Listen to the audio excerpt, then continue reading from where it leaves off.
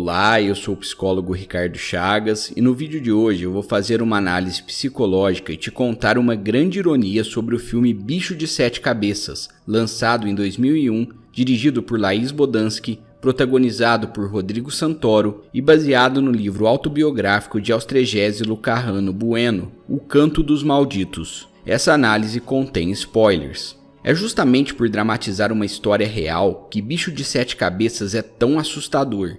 O gênero é drama, mas poderia muito bem ser horror, já que a história do personagem Neto é parecida com a de tantos outros brasileiros que no passado foram literalmente aprisionados em manicômios sem sequer estarem doentes. Esse filme trouxe mudanças sociais no nosso país justamente por expor as injustiças que ocorriam em muitos hospitais psiquiátricos. E além disso, ajudou a acelerar a reforma psiquiátrica de abril de 2001, que dentre outros diversos benefícios, encerrou a longa permanência de portadores de transtornos mentais nessas instituições. É importante deixar claro que essa análise não tem a intenção de demonizar nenhuma instituição psiquiátrica específica. Felizmente, muitas delas atualmente oferecem tratamento humanizado aos seus pacientes. Além disso, enalteço com mérito os Centros de Atenção Psicossocial, os CAPs, que realizam um trabalho excepcional com seus pacientes.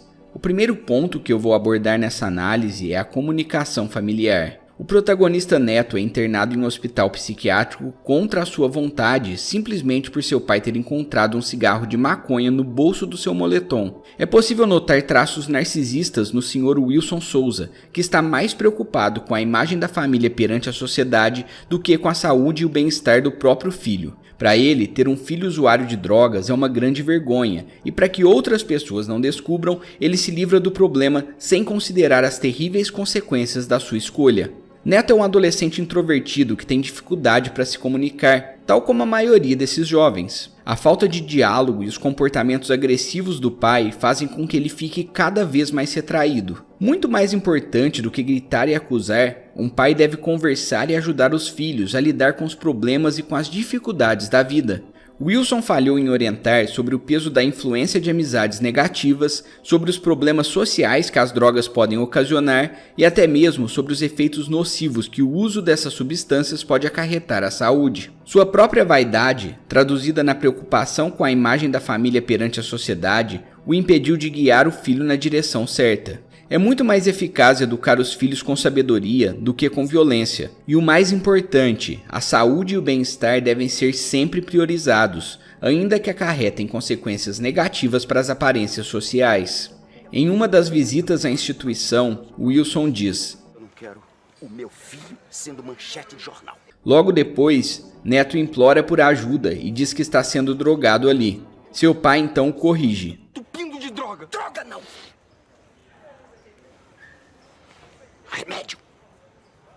Droga é o que você tomava lá fora." Pelo amor de Deus, chega de brigar. O uso indevido de medicamentos psiquiátricos é outro ponto que eu vou abordar. Primeiro, é importante notar como o psiquiatra simplesmente ignora a etapa de entrevista e anamnese, sequer questionando o porquê de Neto estar ali. Ele deveria ter feito uma entrevista inquirindo detalhadamente os sintomas do paciente. Na contramão do procedimento correto, ele só medica o protagonista com haloperidol para que ele fique sempre dopado, exatamente como todos os outros pacientes da instituição. Fica evidente que o objetivo do diretor era ter um hospital superlotado, o que faria com que recebesse ainda mais verba do Estado.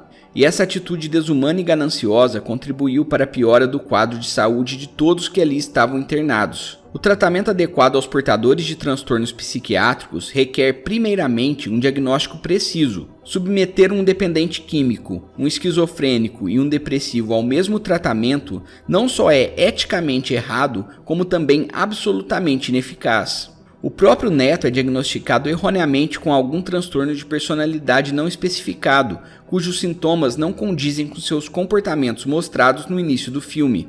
Dopado o tempo todo e em outros momentos torturado com a ECT, a terapia eletroconvulsiva, ele desenvolve transtornos que antes não tinha, a depressão e o transtorno do estresse pós-traumático.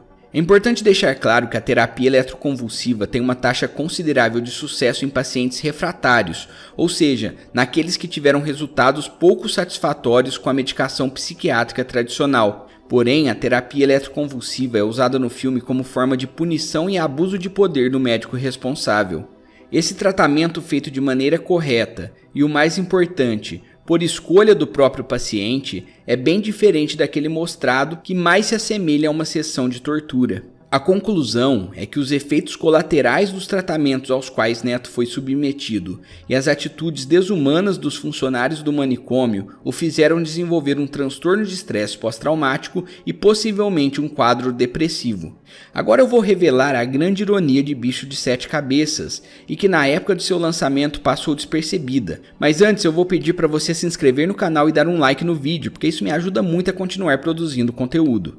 Enfim, a grande ironia do filme é que o protagonista foi internado por causa de maconha e hoje, em 2021, a cannabis é usada como medicamento para tratar transtornos psiquiátricos, dentre eles ansiedade e depressão. Mas será que a cannabis é efetiva para todos os pacientes? E a resposta é não, assim como acontece com todos os remédios psiquiátricos que existem no mercado. Cada paciente reage de maneira única a determinadas medicações. Pense nos diversos medicamentos disponíveis como uma extensa caixa de ferramenta. O psiquiatra vai inicialmente receitar um remédio com taxas maiores de sucesso. Em caso de fracasso, ele passa para outro e assim por diante. A cannabis medicinal, assim como qualquer outro remédio que pretende tratar o sofrimento da mente, pode ser a salvação de uns e a maldição de outros. Em pacientes esquizofrênicos, por exemplo, ele pode desencadear crises psicóticas com sintomas de alucinação e delírio. A realidade é que a psiquiatria ainda é bastante nebulosa e experimental. Um psiquiatra bom é aquele que vai entrevistar o paciente na tentativa de compreender toda a complexidade subjetiva de sua mente.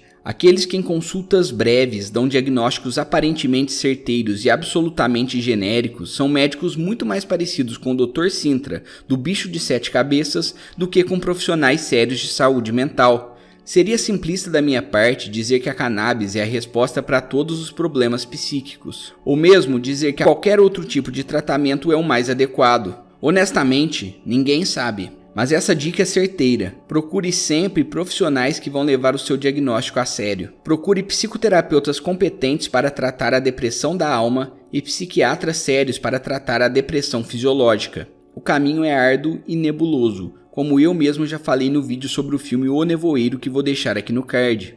Os transtornos mentais são sim bichos de sete cabeças, mas podem ser derrotados desde que haja seriedade, competência e humanidade no tratamento. Se esse vídeo te impactou de alguma forma, deixe nos comentários se você já teve uma boa ou má experiência com algum tratamento psiquiátrico ou psicológico.